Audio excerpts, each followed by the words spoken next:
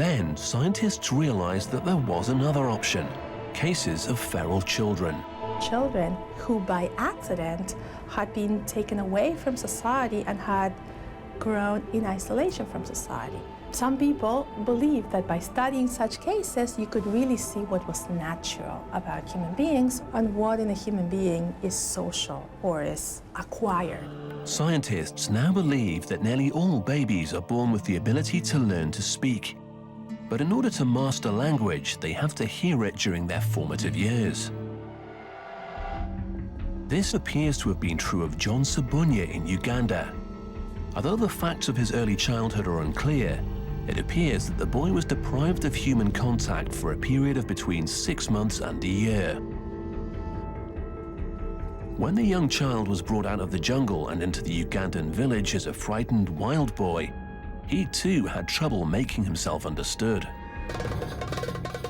No one seemed to know exactly how long John Sabunya lived in the Ugandan wilderness before he was rescued.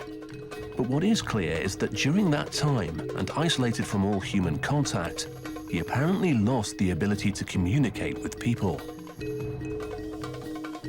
Shortly after John was rescued by the village woman, he was taken to an orphanage run by a Ugandan couple, Molly and Paul Waswa, who at any given time had up to 1,000 children in their care.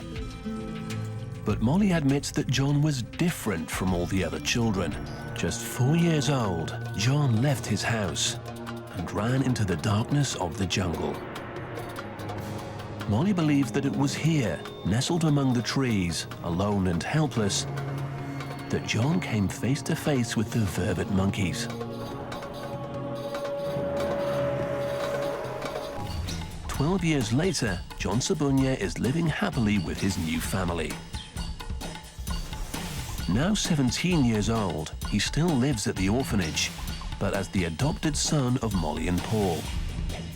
In the years since he left the jungle, he's made tremendous progress. But to this day, he has trouble learning. John functions at a kindergarten level, and he speaks and understands only a little Ugandan and English, but in other ways, John has excelled. His love of running led Molly and Paul to enter him in the Special Olympics. And this has now become a passion. One of the key people in John's life is Solomon Mweba, who acts as his big brother and mentor. Over the years, Solomon has learned to interpret John's broken language.